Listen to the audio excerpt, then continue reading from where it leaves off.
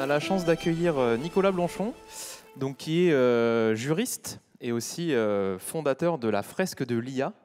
Et donc, il va nous parler aujourd'hui de propriété, d'IA, des sujets qui nous touchent tous, propriété intellectuelle, données personnelles. Donc, ça va être super intéressant parce que ça nous concerne toutes et tous. Vas-y, je te laisse la parole. On peut l'applaudir bien fort.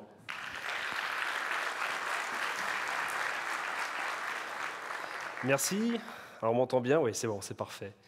Merci, déjà ravi d'être présent aujourd'hui dans cette belle salle. Alors, il paraît qu'elle est reconnue pour être bien assis. J'ai envie de dire tant mieux, parce qu'on va parler de droit. Je crois que je suis seul juriste aujourd'hui à parler au DFS, donc tant mieux. Je vais essayer de ne pas raconter trop de bêtises, d'autant que le sujet qu'on va aborder, propriété, intelligence artificielle, est un vrai sujet. Quand on parle de cette notion, c'est vrai qu'on pense très rapidement à la propriété intellectuelle, qui est un grand sujet, mais qui n'est pas forcément le sujet que tout le monde appréhende, en tout cas personnellement. Et pour autant, c'est le premier sujet qui vient à l'esprit, tout simplement parce qu'on est victime, entre guillemets, d'un biais d'exposition qui fait que, dans les nouvelles, dans les quotidiens, on voit très souvent pillage de données, pillage de propriété intellectuelle au profit des grands modèles de langage que sont ChatGPT, Gemini, Copilot, etc., etc. Donc mon nom est effectivement Nicolas Blanchon, juriste de formation comme tu l'as évoqué, fondateur de la fresque de l'IA, qui est un atelier de sensibilisation aux impacts de l'IA, économiques, sociaux, environnementaux, éthiques, cyber, culturels, via identification de cas d'usage et la mise en place de conditions de succès. Et dans ce cadre-là, on commence toujours par des sujets, je dirais, de grands enjeux, que sont notamment celui de la propriété. Donc quand je vous parle de propriété, on a évoqué la propriété intellectuelle, qu'est-ce que vous avez d'autre en tête? Il faut crier, hein. Comment? Droit à l'image? Oui, effectivement, intéressant.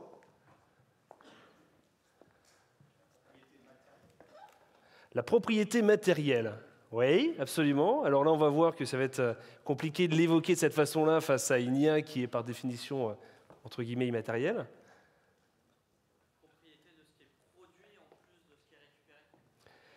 Propriété de ce qui est produit en plus de ce qui est récupéré. C'est ça? Ok. Alors qu'est-ce que ça veut dire exactement? L'IA va produire du contenu, quid également de la propriété intellectuelle de ce qui a été produit. D'accord, très bien. Autrement dit, si demain je génère une image sur DALL-E, sur Midjourney, peu importe, est-ce que je peux en réclamer la propriété? Ce genre de choses? Par exemple. Très bien. Propriété de l'œuvre? Oui, absolument, tout à fait.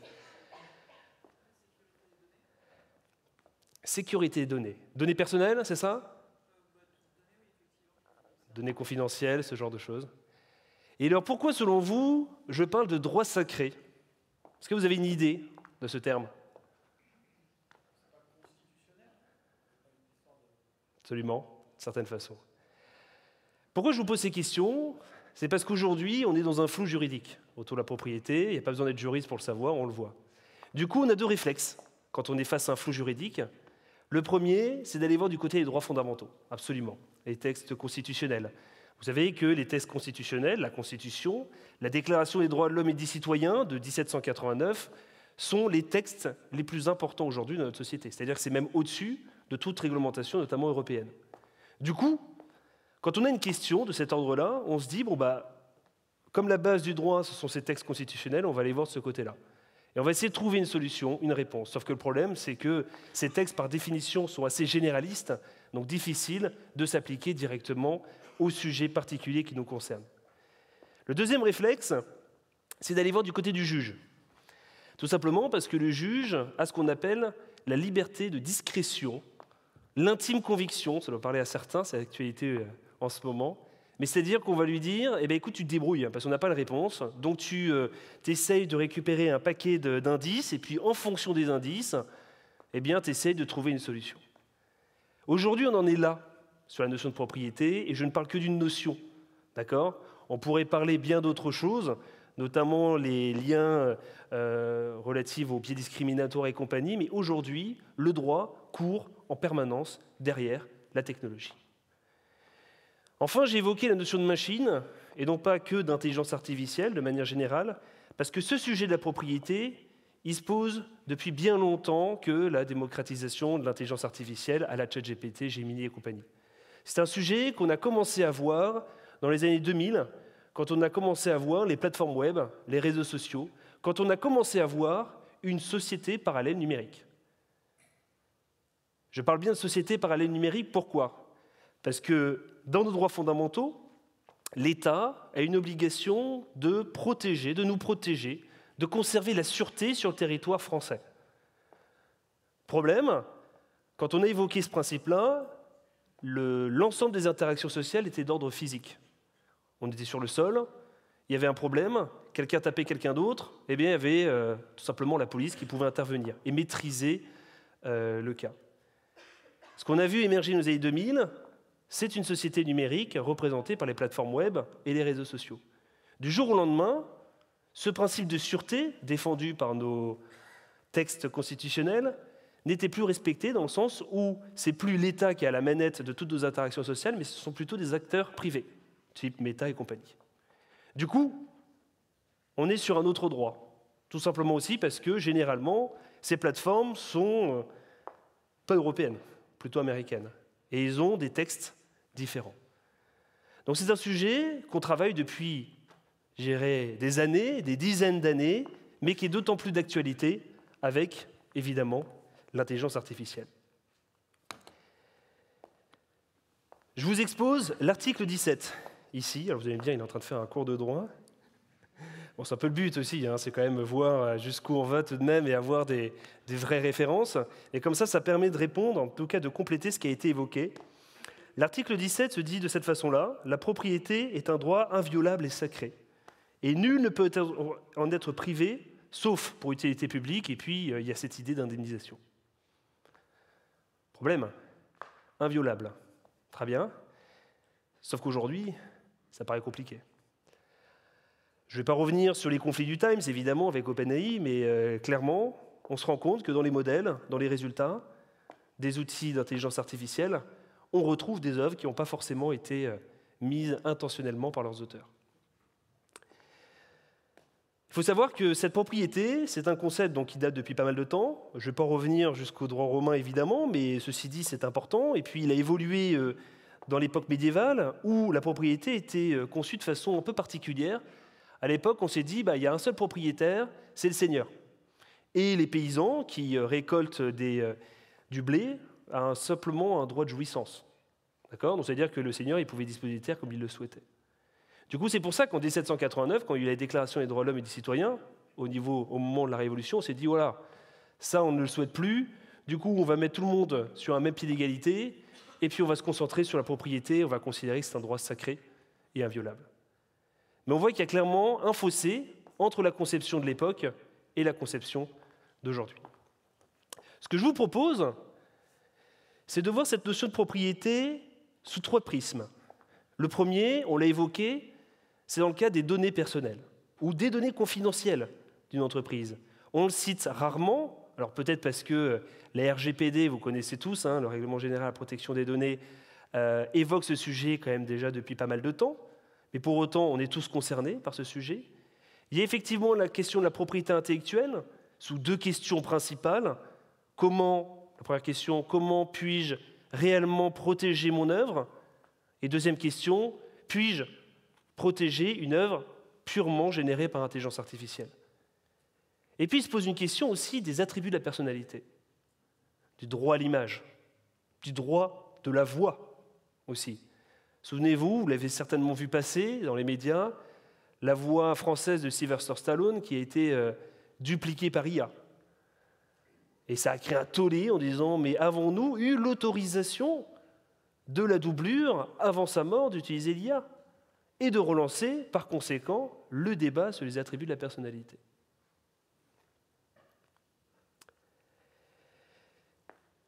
Selon vous, alors c'est une question rhétorique, et puis il y a la réponse un peu dans le slide, selon vous, sommes-nous propriétaires de nos données personnelles ? Je pose cette question volontairement parce qu'on a tendance à dire on est propriétaire de choses et puis les données peuvent être considérées comme une chose. On est propriétaire de ce qu'on maîtrise et une donnée, on pourrait la maîtriser. Sauf qu'aujourd'hui, c'est compliqué. Alors vous allez me dire, oui, mais on a quand même des droits, on a des droits fondamentaux. Et puis oui, on le rappelle, L'Union européenne est un territoire de droits fondamentaux. C'est l'une des raisons pour lesquelles il y a une réglementation qui s'appelle l'AI Act, évidemment, on y reviendra, et qui permet d'éviter des dérives, notamment des dérives à la crédit social à la chinoise, par exemple, des choses qui vont contre nos droits fondamentaux. Mais pour autant, ici, les données qui nous concernent, qui nous définissent, je vous rappelle qu'une donnée est définie par la RGPD comme quelque chose qui permet de nous identifier directement ou indirectement, donc qui est relié directement à nous, eh bien sort en quelque sorte du prisme de la propriété. Pourquoi ? Tout simplement parce que demander à chaque plateforme de supprimer toutes les données qu'ils possèdent sur vous, ça veut dire fermer toutes les plateformes. Aujourd'hui, ces plateformes, pour fonctionner, ont besoin de vos datas. Et elles se cachent derrière un principe qui est prévu dans la RGPD de l'intérêt légitime. Donc c'est une des raisons pour lesquelles vous pouvez effectivement accéder à vos données, vous pouvez effectivement rectifier vos données, mais vous ne pouvez pas les maîtriser totalement et les supprimer totalement. Encore une fois, parce qu'il y a l'intérêt légitime derrière, qu'on défend, en tout cas, à 100%. Ça, c'est vieux aussi, hein. Rappelez-vous de l'affaire Safari dans les années 70 qui a donné naissance à la CNIL. CNIL, qui, je vous le rappelle, était là pour nous défendre contre l'État, l'usage de nos données. Donc c'est une notion qu'on voit depuis quand même pas mal d'années, pas mal dizaines d'années. Alors maintenant, à l'ère de l'intelligence artificielle, on a ce droit de rectification, c'est bien, on a ce droit d'accès, mais est-il vraiment applicable ? Vous avez peut-être entendu parler d'un Européen qui avait demandé à ChatGPT qui il était. Ça vous est tous arrivé, je suppose, demander qui je suis pour voir ce qu'il a comme information sur nous. Puis ChatGPT lui a répondu, écoute, c'est simple, t'es un serial killer. OK ? Alors, a priori, c'était faux, en tout cas, je l'espère, je ne sais pas s'il y a une enquête derrière ou pas, mais a priori, c'était faux. Je dis, bon, ça va, moi, c'est pas... Bon, OK, bon, ça me déplaît, mais c'est pas grave. Je sais que je suis en Europe, donc je vais demander à accéder à mes données et les rectifier. Donc, j'appelle OpenAI. Je dis, écoute, OpenAI, on va dire qu'il a réussi à l'avoir. OpenAI, écoute, voilà, moi je ne suis pas content des données que tu as mises sur moi, c'est faux, donc c'est pas grave, j'exerce mon droit. Le problème, c'est que c'était impossible. C'est impossible pour deux raisons. Pour la technologie, d'une certaine façon, c'est que la technologie ne nous permet pas aujourd'hui d'intervenir de façon chirurgicale dans le gros modèle de langage pour aller prendre ces données-là, y accéder, les rectifier, et pour une question financière. Parce qu'on lui a répondu, on lui a dit, écoute, oui, c'est possible, mais dans ce cas-là, on va dire au OpenAI de faire une croix sur ces 6 milliards d'investissements, de supprimer tes données, puis de réinvestir 6 milliards. Autant vous dire que face à des modèles comme ChatGPT, Copilot et compagnie qui ne sont déjà pas rentables, autant vous dire que c'est mission impossible.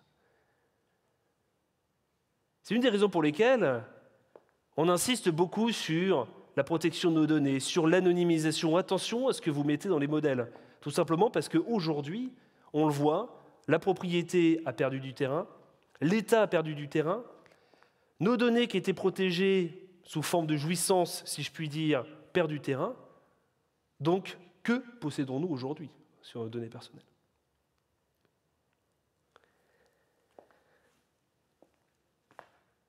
Autre sujet, la propriété intellectuelle. La propriété intellectuelle, comme je le dis régulièrement, deux questions. La première, c'est comment véritablement protéger ses œuvres dans le cadre d'LLM ou autres systèmes d'IA et autres. Et deuxième question, puis-je protéger une œuvre ? On peut commencer d'ailleurs par cette première question. Est-ce que selon vous, les œuvres que vous générez par IA, vous pouvez réclamer leur propriété ou en tout cas vous en prévaloir s'il existe un conflit ?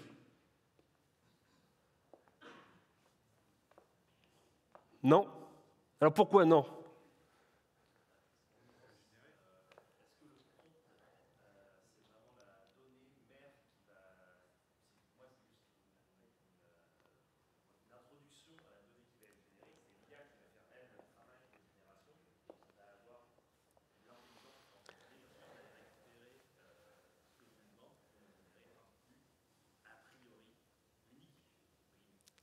OK. Donc, par exemple, si je demande à ChatGPT génère-moi l'image d'un environnement tropical, ce que vous dites, c'est qu'effectivement, il va générer, mais de façon autonome, entre guillemets. est-ce qu'on peut considérer que l'IA, ça c'est une autre façon de poser la question, peut être le pinceau du peintre ou le marteau du sculpteur? Comment? Alors c'est bien parce que ce que vous évoquez, c'est deux sujets. Le premier, c'est la notion d'exploitation éventuelle, exploitation commerciale, tout ce que vous voulez. La deuxième, c'est effectivement la défense de l'image. La première, et c'est ce qu'il faut regarder dans les conditions d'utilisation, mais c'est s'il y a des conditions qui nous interdisent l'exploitation de l'image que je génère. Mais aujourd'hui, l'image que je génère, je peux l'utiliser. Je peux l'utiliser sur mon site, je peux l'utiliser sur des réseaux sociaux, etc. Alors à la seule condition de dire que ça a été généré par une intelligence artificielle. Mais ça, on y reviendra sur l'aspect fake, l'aspect deepfake.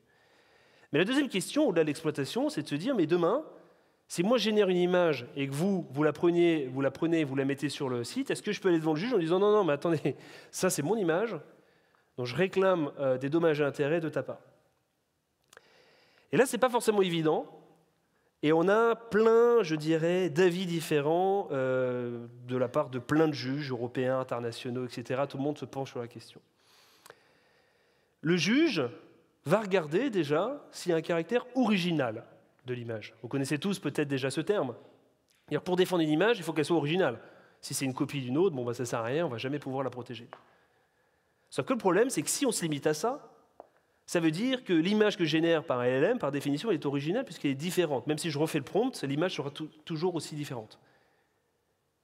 Mais on voit la problématique, c'est si les centaines de millions d'utilisateurs de ChatGPT, par exemple, décident demain de protéger l'image, vous imaginez le conflit judiciaire qu'il peut y avoir à travers le monde. Du coup, le juge a essayé d'aller un peu plus loin. Il s'est dit, effectivement, il faut que l'image représente l'œuvre de l'esprit humain. Un esprit créatif.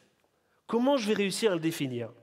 Peut-être, effectivement, par le prompt, ou par le nombre de prompts, ou la qualité du prompt. C'est comme ça qu'on s'est retrouvé avec des affaires où une personne est arrivée et a dit moi je veux protéger cette image, mais il se trouvait que la personne a juste donné un prompt banal, vague, de type génère-moi un paysage tropical. Autant vous dire que là c'est assez facile de considérer qu'il n'y a pas une œuvre créative derrière. D'accord? Parce qu'il y a aussi peu de maîtrise de l'outil en tant que tel. Par contre, vous avez également quelques décisions qui se disent, face à une image où on me prouve que pour arriver au résultat final, il a fallu une centaine de prompts, qui ont amené à la maîtrise quasi totale de chaque pixel, alors là, peut-être, et je dis bien peut-être, que l'image est protégeable. Mais ça se trouve, le mec est archi nul, il a fait 100 prompts vagues. Du coup, on s'est dit, c'est un indice. Encore une fois, rappelez-vous ce que je vous ai dit, le réflexe, on laisse à la libre discrétion du juge quand on a un flou juridique, mais du coup, on va essayer de rassembler pas mal d'indices. Donc c'est un indice. Le deuxième indice, en fait, c'est de se dire, est-ce qu'avant l'usage de l'IA, il y a eu une réflexion? Est-ce qu'il y a eu des maquettes? Est-ce qu'il y a eu un brainstorming? Peu importe. Pouvez-vous me le prouver? C'est pour ça qu'aujourd'hui, quand on a un artiste qui souhaite, défendre son œuvre, on va lui demander assez régulièrement de fournir toute la documentation, toute la logique amont de l'utilisation de l'intelligence artificielle pour générer son image. Donc on revient à ce qu'on évoquait au début, à savoir, il faut prouver que l'IA n'est que le pinceau du peintre, et pas l'inverse. Alors on le verra aussi, ce qui est très intéressant, c'est que ça a donné pas mal de fantasmes autour de la protection de cette propriété intellectuelle, sur une image, on pourrait parler aussi d'un son, etc., jusqu'à ce que certaines personnes tentent de défendre l'image au nom d'une intelligence artificielle qui serait potentiellement dotée de personnalité. Mais on l'évoquera par la suite. Deuxième question, je suis un artiste, un auteur, compositeur, et je vois que ChatGPT, Gemini ou autre a pillé mes données. En tout cas, je les retrouve. Comment me défendre face à ça? Alors pareil, on va affronter un problème technologique, un problème financier. On va dire, écoutez, c'est compliqué de désapprendre le modèle par rapport à vos données, etc. Très bien. Mais maintenant, so what? Aujourd'hui, vous avez la réglementation sur l'IA. Vous savez, la réglementation sur l'IA, elle est rentrée en vigueur en 2024. Avec les premières applications en février de cette année et surtout aussi à partir de cet été. Grosso modo, juste petit rappel assez rapide, la réglementation, son objectif, c'est d'éviter des dérives sur nos droits fondamentaux. Et pour ça, en 2021, on a commencé à essayer de classifier les outils d'intelligence artificielle par niveau de risque. On a les hauts risques, qui sont la majorité des outils d'intelligence artificielle que nous utilisons au quotidien. C'est tout ce qui va être scoring bancaire, ce qui va être tri des candidatures, ou des outils qui portent un jugement sur quelqu'un, qui ne sont pas conçus contre nos droits fondamentaux, mais qui, en fonction d'une bonne ou mauvaise utilisation, peuvent être discriminants. Donc ceux-là sont les outils au centre de la réglementation et qui disposent d'énormément, de dispositions, notamment liées à la transparence, notamment liées à la documentation technique, etc. Mais vous avez également ce qu'on appelle les outils d'IA à risque inacceptable. Ce sont des outils qui sont interdits depuis le 2 février 2025. Ce sont des outils, par définition, qui ont été conçus contre nos droits fondamentaux. Ils sont interdits à la commercialisation sur le territoire européen. Alors, seule limitation, seule exception, c'est l'ordre public. C'est l'une des raisons pour lesquelles, pendant les JO, on a poussé un peu les systèmes d'intelligence artificielle de surveillance et qu'ils ont été permis sur le territoire européen, et français en l'occurrence. Parce qu'on a considéré qu'il y avait un risque terroriste, du coup une atteinte à l'ordre public, donc peu importe les droits fondamentaux, l'idée c'est d'abord la sûreté sur le territoire national. Le problème c'est qu'aujourd'hui, on tend à se poser la question pourquoi ça a tendance à rester dans les rues. Bon, là on va essayer de trouver peut-être d'autres tentatives de définition de l'ordre public. Et puis on a les risques faibles, risques modérés, donc ce sont des IA qui par définition ne posent pas trop de problèmes en tant que tels. Par contre, on exige de la transparence. Exemple, les chatbots sur un site web, quand on parle avec une IA, il faut que ce soit marqué « généré par une intelligence artificielle », ce qui est basique. Mais rappelez-vous, début des discussions en 2021, et on était loin encore de la démocratisation de l'intelligence artificielle générative. C'est la démocratisation qui a amené énormément d'impact juridique aujourd'hui, énormément de conflits. Et du coup, quand on a vu arriver ça, alors je dis « on » comme si j'étais régulateur européen, mais en tout cas, on a suivi les travaux, on s'est dit, mais comment faire rentrer ces outils d'intelligence artificielle dans ces niveaux de risque qu'on a identifiés? La réponse est on ne peut pas. Du coup, on a mis en place des dispositions particulières, des dispositions directement relatives aux outils d'intelligence artificielle dits à usage général. C'est-à-dire qu'ils n'ont pas été conçus pour un usage spécifique, mais ils peuvent faire énormément de choses tout seuls, enfin tout seuls. Ils peuvent faire énormément de choses ou peu de choses, peu importe. En tout cas, c'est général. Il n'y a pas une destination particulière. Et donc là, on s'est dit, OK, très bien. Bon, il y a quand même pas mal de risques, et du coup, on a vu effectivement cet aspect propriété intellectuelle. Et le 2 août de cette année, vous avez eu un code de bonne conduite qui est sorti. Alors, un code de bonne conduite, ce sont des textes qui permettent d'expliquer l'application de la réglementation, et qui a dit, toi, ChatGPT, Gemini et compagnie, il va falloir que tu montes patte blanche au niveau de la propriété intellectuelle. Du coup, on va te rappeler quelques éléments. La première, c'est que sur le territoire européen, on a un principe qui est fondamental qui s'appelle le droit d'opposition. Et ça, tu as intérêt à le respecter. Le premier acteur, en tout cas européen, qui a commencé à le mettre en place, c'est la SACEM. Vous connaissez tous peut-être la SACEM, un organisme qui protège nos auteurs-compositeurs et qui a dit « Oh là là, quand j'ai vu le pillage, moi j'ai dit, à partir de maintenant, droit d'opposition, c'est-à-dire je m'oppose à l'utilisation de mes données dans l'entraînement des modèles. » Très bien, ça doit être respecté. Le problème, c'est que ce n'est pas rétroactif. C'est-à-dire que ce qui est avant, c'est un peu trop tard. Mais bon, c'est déjà ça, il y a le droit d'opposition. Et puis, toi, ChatGPT, Gemini, Copilot, Mistral, peu importe, j'aimerais que tu sois transparent. Et alors là, ça posait problème. Parce qu'en 2021, quand le législateur a commencé à discuter, il s'est dit, c'est simple. Du coup, si on veut éviter les risques de ces moteurs d'intelligence artificielle, on n'a qu'à exiger un contrôle total des grands modèles de langage. Je crois qu'on a beaucoup de tech dans la salle. On a ce qu'on appelle la boîte noire dans les grands modèles de langage qui, par définition, ne permet pas de maîtriser totalement le modèle. C'est-à-dire qu'à un moment donné, comme mon réseau de neurones reconnaît le signal d'entrée, c'est bien, je suis content, mais je ne sais pas pourquoi, ni comment, enfin en tout cas, il y a un flou. Donc on comprend que dès 2021, il y avait une problématique. On dit de tout contrôler, d'être à fond transparence sur le mécanisme, mais ça bloque. Du coup, on s'est dit, tout est question d'interprétation, transparence, évidemment, on ne demande pas à être transparent à 100%, contrôler à 100%, mais au moins, si vous avez quelqu'un qui vous demande comment fonctionne le modèle, quelles données étaient utilisées, quel type de données, il va falloir que vous lui répondiez. Autrement dit, on est d'une obligation de résultat, on passe d'une obligation de résultat à une obligation de moyens. Donc on voit aussi le côté un peu, fragile de cette réglementation. Donc vous voyez, cette notion aussi de propriété intellectuelle est bien bousculée.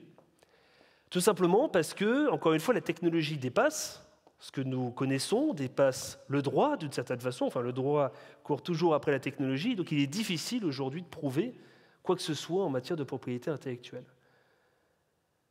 La seule bonne pratique, je dirais, c'est celle-ci, c'est de retrouver peut-être le papier, le crayon, peu importe, mais en tout cas de documenter toute l'œuvre artistique préalable à l'utilisation de l'IA pour assurer au juge que l'IA n'est que le pinceau du peintre.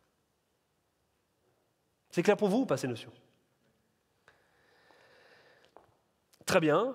Donc du coup, on s'est dit, bon là, on arrive plus ou moins à répondre à cette question. Reste à voir comment ça va s'appliquer dans la pratique.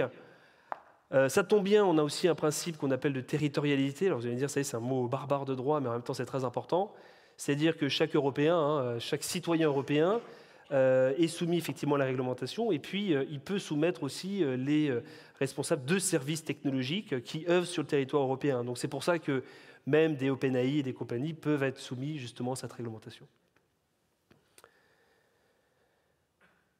Alors si on parle de propriété intellectuelle, on peut parler aussi d'autres droits qui se réfèrent un peu à la propriété intellectuelle, mais plus sous forme d'attributs humains. Et ça nous amène à parler évidemment au droit à l'image et du coup à parler du corollaire fake, deepfake. Alors évidemment, j'ai mis, vous l'aurez tous reconnu, Taylor Swift, pour une raison assez simple, c'est que ça a fait un tollé sur le web, mais elle a subi énormément de deepfake. Alors je vais casser un peu tous les clichés d'ores et déjà. Les deepfakes sont autorisés. On dit souvent deepfake c'est interdit. Non. Ce qui est interdit, c'est encore une fois de ne pas indiquer que ça a été généré par intelligence artificielle. Mais on a le droit de générer des fakes, des deepfakes. Pourquoi on a le droit? Tout simplement parce qu'on a ce qu'on appelle la liberté d'information, qui tire d'ailleurs beaucoup de notions de la liberté de la presse et compagnie au XIXe siècle. Donc du coup, on se dit, on est quand même un pays démocratique, avec pas mal de liberté, donc si on commence à interdire toutes les œuvres de fake, de deepfake, etc., ça risque d'être compliqué.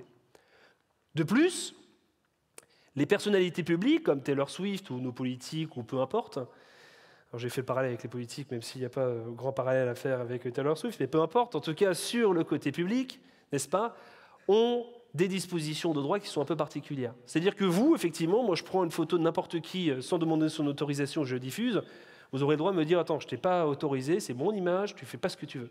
Par contre, demain, je prends une photo Taylor Swift, je la diffuse, ça j'aurai le droit. Tout simplement parce que c'est une personnalité publique. Et par définition, elle est exposée justement au public. Alors il y a une limite quand même. Si je prends là une grande photo de vous et que je la diffuse, j'aurai le droit. Dans le sens où, pour, je dirais, documenter des manifestations, documenter des grands événements, aujourd'hui, la presse, c'est pour ça que la presse ne vous demande pas à chaque fois votre autorisation pour une prise de photo, prend des photos du monde et publie sans problématique. Mais puis-je librement utiliser les attributs humains de n'importe qui sans aucun accord? Je vous pose la question parce que d'entrée de jeu, je vous ai parlé de la voix française de Sylvester Stallone. Et la voix fait partie d'attributs de la personnalité. Le problème aussi, c'est que la voix française se trouve entre, je dirais, deux fossés, entre guillemets. Le premier, personnalité publique, plus ou moins, et le deuxième, personnalité privée. Personnalité publique, c'est une voix qui est connue.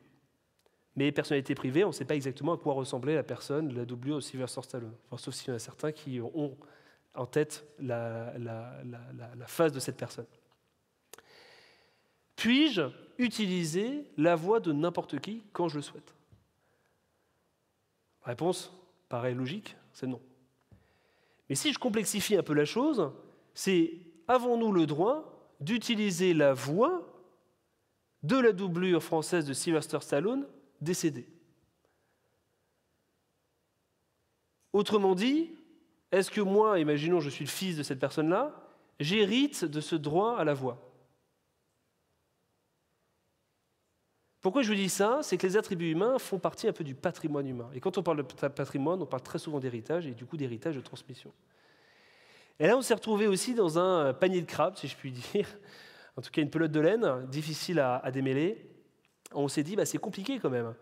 Parce qu'en même temps, c'est une personnalité publique, donc on pourrait accepter la rediffusion de pas mal de choses sur elle.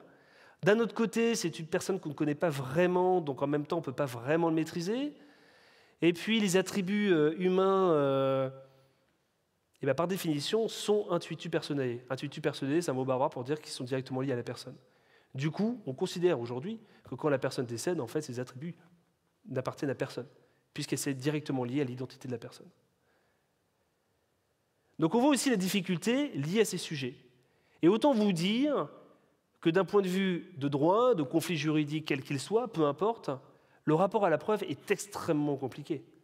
Parce qu'aujourd'hui, quand vous vous plaignez de quelque chose, peu importe, quand vous voulez prouver quelque chose, jusqu'à présent, on utilisait beaucoup les images, les vidéos, pour appuyer nos faits. Sauf qu'aujourd'hui, on se rend compte qu'on a dépassé largement les moignons qu'on générait avec Dali, je ne sais plus combien, bref, et qu'on est aujourd'hui sur des images ultra réalistes. Autant vous dire que pour le juge, déjà, il est paumé sur tous les sujets qu'on vient d'aborder depuis le début, et maintenant on lui dit, bah ouais, mais quand tu prouves, par contre, désolé, tu ne peux plus te focaliser sur des images, sur des vidéos. Et ça, c'est une vraie problématique, parce que tout un pan du droit se repose sur ça. Donc on cherche des solutions. Vous avez beaucoup effectivement d'acteurs de type Meta et compagnie qui vont travailler sur des filigranes, qui vont travailler sur une façon d'identifier ces images, de vérifier effectivement la véracité de ces images, de ces vidéos, mais c'est compliqué. Il suffit par exemple aussi de prendre une capture d'écran, de la rediffuser, et puis en fait on casse beaucoup d'éléments qui permettent de vérifier la véracité de l'information. Donc vous voyez, pareil, on a face à nous aujourd'hui aussi un vrai sujet sur ce droit à l'image, sur le côté fake, deepfake, qui est en train justement d'être, je dirais, décousu, entre guillemets, mais qui nécessite encore beaucoup de travail de la part du législateur et du coup des juges. Mais dans tout ça, est-ce qu'on peut considérer que l'IA est responsable ? Je vous dis ça parce qu'encore une fois, en introduction, je vous ai parlé de ce monsieur qui a généré une image sur Dali, Midjourney, peu importe, et qui a demandé, c'était un juge américain, qui a demandé à un juge américain, ah ben écoute, j'ai généré ça et j'aimerais te protéger, en tout cas protéger l'image. Pour toutes les raisons qu'on a évoquées avant, le juge lui a ri au nez d'une certaine façon, puisque c'était assez vague, il lui a dit, bah, écoute, non, tu ne peux pas générer ça, c'est pas possible. Ok. Donc il a dit, bah, pas de souci, c'est pas grave. Du coup, je vais tenter ma chance ailleurs. Bon, ailleurs, c'était un peu les mêmes réponses, parce que sur ces sujets-là, aucun pays n'est plus avancé que l'autre. Du coup, il s'est dit, bon, bah, c'est pas grave. J'ai généré via un outil d'IA que j'ai développé moi-même.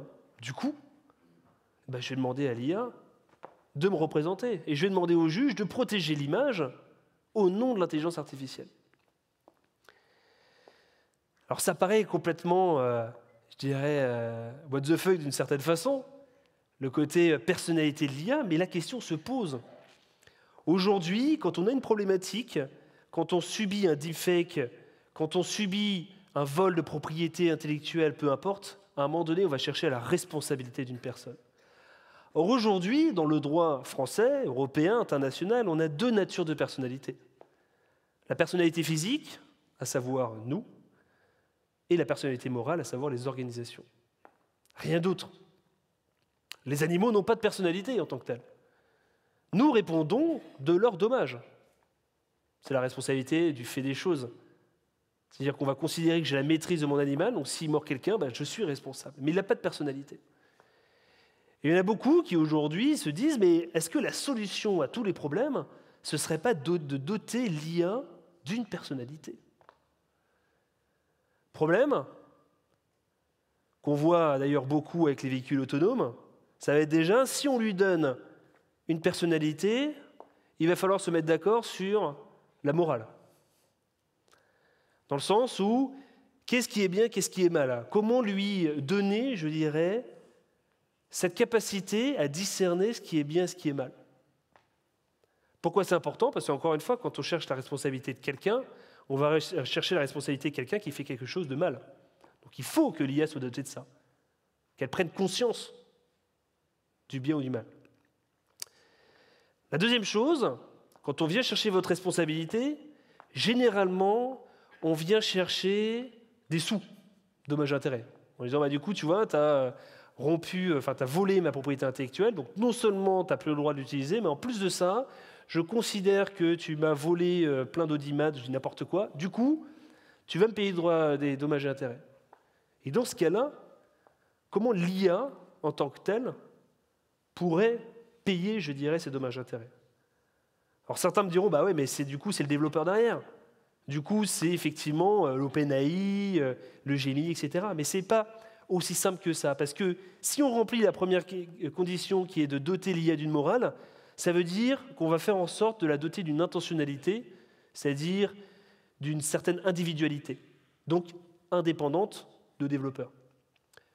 Donc on voit la difficulté aujourd'hui. La difficulté qui est de se dire, mais est-ce que l'IA pourra un jour être dotée d'une personnalité? Sur l'aspect conscience, ça va être un petit laïus là-dessus, mais qui est important, parce que c'est une notion qui est fondamentale si on cherche un jour la responsabilité de l'IA. Et d'ailleurs, je vous pose la question, d'une certaine façon, est-ce que selon vous, on parle d'individualité, de singularité, est-ce que selon vous, un jour, l'IA pourra être dotée de conscience?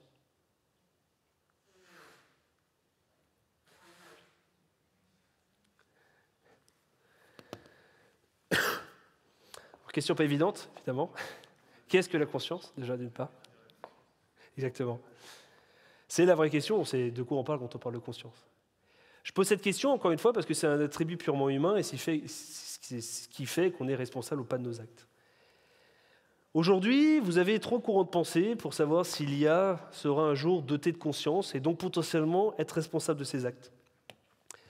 La première, c'est celle de pas mal de neuroscientifiques, notamment Stanislas Dehaene, que vous connaissez peut-être, qui gère ISE à Saclay.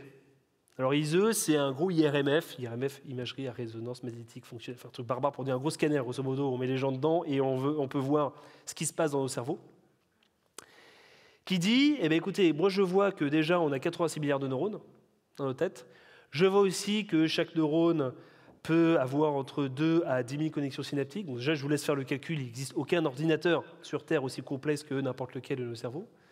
Mais du coup, lui, il fait un pari réductionniste, c'est comme ça qu'on l'appelle d'ailleurs, de dire, mais du coup, en fait, c'est que de la mécanique là-dedans, dans le cerveau. Du coup, je considère qu'il n'y a que des robots biologiques interconnectés. Du coup, je considère que le jour où on arrivera à une intelligence artificielle aussi complexe que nos cerveaux, alors peut-être qu'il y aura la manifestation de la conscience. Mais c'est de la spéculation. C'est-à-dire qu'aujourd'hui, on n'en sait rien. Mais il se dit, voilà, pour moi, c'est des robots biologiques, c'est de la mécanique, tout ça.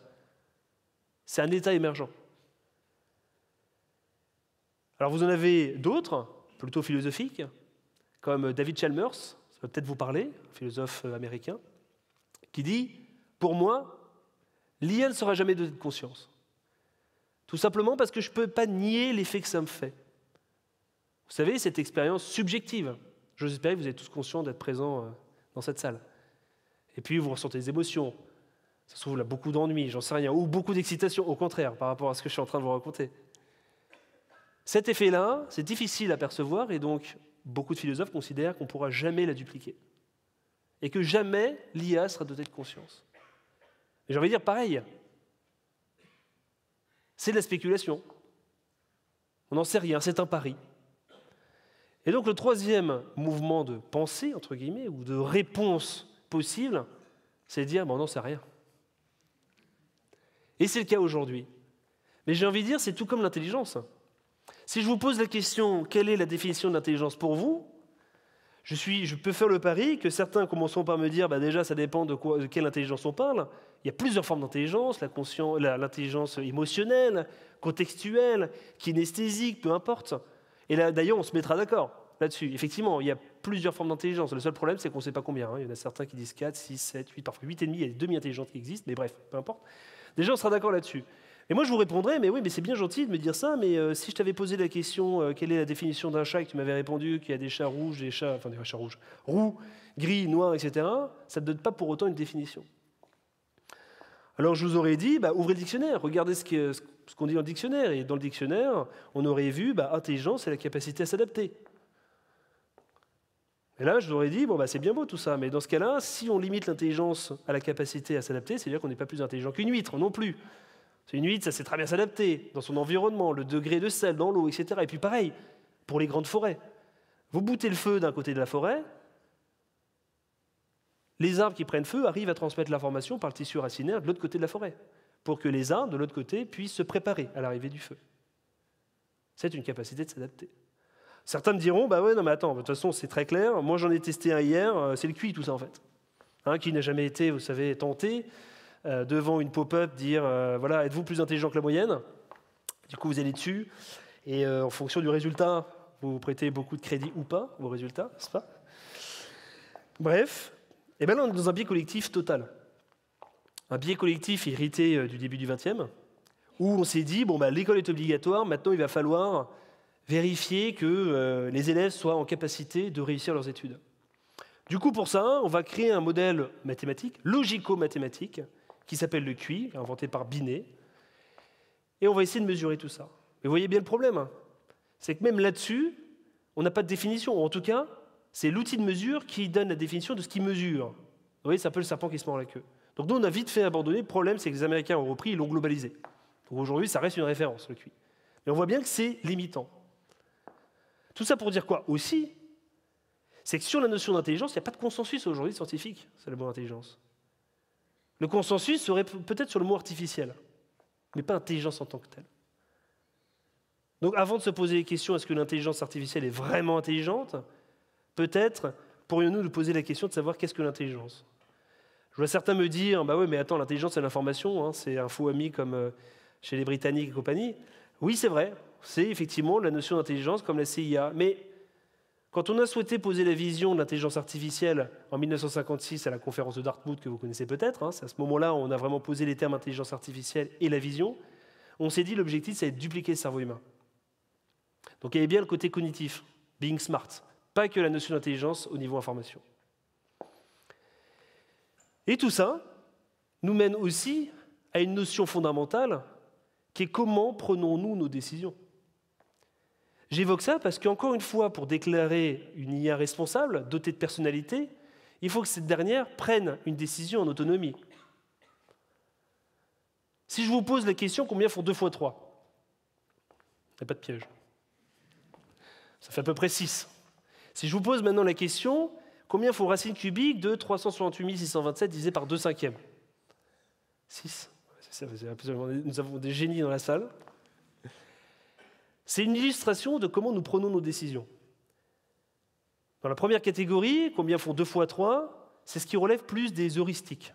Les heuristiques, c'est une autoroute synaptique dans le cerveau. C'est-à-dire qu'en fait, on a tellement appris par cœur que 2 x 3 égale 6, on a tellement rabâché dans notre enfance que c'est devenu un automatisme. Comme conduire la voiture. Rappelez-vous, pour ceux qui ont le permis de conduire, quand on a commencé à passer le permis de conduire, on a dû conscientiser chaque acte. Comment passer la première, la deuxième. Alors attends, j'appuie à fond sur l'embrayage, ensuite j'accélère un peu en relevant, enfin, je conscientisais tout. Et aujourd'hui, on est en capacité, après des années de pratique, de conduire tout en pensant au dîner avec les Durand vendredi soir. Ça dit aussi des choses sur la conscience, c'est qu'on n'est pas conscient de tout. Je veux dire, tant mieux. Ce sont des heuristiques, ce sont des réflexes, ce sont des éléments qui permettent au cerveau d'éviter de consommer trop d'énergie. C'est une raison pour laquelle on dit que le cerveau est très souvent feignant, parce qu'en fait, il va se focaliser sur des choses qui sont déjà tracées dans notre cerveau. Ces fameuses heuristiques, ces autoroutes synaptiques. C'est de là que naissent la majorité de nos biais, aussi, cognitifs. La deuxième question que je vous ai posée, je ne me souviens même plus des chiffres, racine de je ne sais plus combien, c'est un truc très compliqué, c'est volontaire évidemment. Là, il s'est passé autre chose qui relève plus de l'algorithme. L'algorithme, c'est une recette de cuisine, fondamentalement. Et là, pour arriver à mon gâteau yaourt, qui est mon calcul final, il s'est passé 3 choses en quelques fractions de secondes dans ma tête. La première, c'est me dire, mais est-ce que j'ai la mémoire de travail suffisante pour me rappeler de tout le calcul ? Est-ce que j'ai la mémoire suffisante pour gérer tous les items de ce calcul ? On est en capacité de gérer à peu près 5 à 7 items à la fois. L'IA est un peu meilleure que nous. Puis la deuxième chose, c'est que je vais me dire, on va dire que j'ai la mémoire de travail, maintenant je vais peut-être me faire aider quelque chose. Alors pour les plus courageux, un papier-crayon, Pour les moins courageux, peut-être une calculette, peu importe. Puis la troisième chose, je vais me dire, mais c'est bien beau tout ça, je suis aidé, etc., mais est-ce que je me souviens de la méthodologie? Parce que sans méthodologie, ça reste compliqué. Donc, vous voyez, un raisonnement qui est juste fondamental dans ce cadre-là, et c'est quelque chose d'énergivore pour le cerveau. Pourquoi j'évoque ça? C'est parce que l'IA, encore une fois, quand on parle de dupliquer le cerveau humain, passe par là, passe par cette volonté, cette capacité à essayer de nous ressembler dans notre prise de décision. Alors il y a une chose par contre qu'elle a du mal à faire, c'est d'avoir du bon sens. Vous savez ce qu'on banalise souvent, quand quelqu'un fait un truc bête, il dit pourquoi tu fais ça? Je veux dire, ça relève du bon sens pourtant, je ne comprends pas. L'IA, ça va être compliqué pour elle. Et même de donner du sens tout simplement aux choses. Imaginez-vous allongé dans l'herbe, je pense que ça vous est tous arrivé déjà, et d'observer les nuages qui passent. De dire, tiens, c'est rigolo, tiens, on dirait une voiture, on dirait une vache, peu importe. Un ordinateur, c'est plus d'actualité aujourd'hui. Ça nous arrive ça, ou ça vous est déjà arrivé, de donner du sens aux nuages. Vous donnez ça à une IA, dans un premier temps, elle va vous dire c'est un nuage. Puis elle a raison. Ce n'est pas autre chose qu'un nuage. Je veux dire, on peut l'expliquer d'ailleurs avec l'espèce de condensation qui forme des nuages et compagnie. Ce n'est pas une vache, ce n'est pas une voiture, tu te trompes. Alors si on pousse un peu l'IA, elle va le reconnaître, in fine. Mais pas automatiquement, parce qu'on a cette capacité à donner du sens aux choses. Pourquoi j'évoque ça? C'est parce que c'est un attribut purement humain, qui est fondamental, et qui fonde tout ce qu'on a vu, en fait, depuis le début. Quand on parle de droit fondamental, c'est parce qu'à un moment donné, on fait preuve de bon sens, de sens commun, pour fonder toutes ces règles. Quand on parle de protection de la propriété, on a dit on va faire preuve de bon sens, de sens commun autour de ça. Quand on a parlé de fake, quand on a parlé de données personnelles, ça paraît évident, un sens commun, en tout cas européen, de protéger tout ça. Tout ça pour dire quoi? C'était le sujet d'aujourd'hui, propriété, un droit sacré à l'épreuve des machines. C'est un droit qui est plus si sacré que ça, on s'en rend compte. Aujourd'hui, on réfléchit à comment mettre des pansements un peu partout. Alors, c'est très d'actualité aussi avec notre gouvernement actuel. Et du coup, on se dit, mais que faire? Est-ce que la notion de propriété reste l'outil numéro 1 pour garantir nos droits fondamentaux? Est-ce qu'enfin, on arrivera à quelque chose de carré qui permet de nous rassurer, de garantir ce principe aussi fondamental de sûreté sur notre territoire national? On ne sait pas, pour le moment. Peut-être que ce sera autre chose, d'ailleurs. Peut-être que cet outil juridique, propriété, n'est pas le bon outil. Ça date de 1789 dans les textes. Il s'est passé quand même beaucoup de choses depuis 1789. Et qu'est-ce que ce sera la suite? Est-ce qu'il y aura autre chose au-delà de la propriété? Je vous remercie.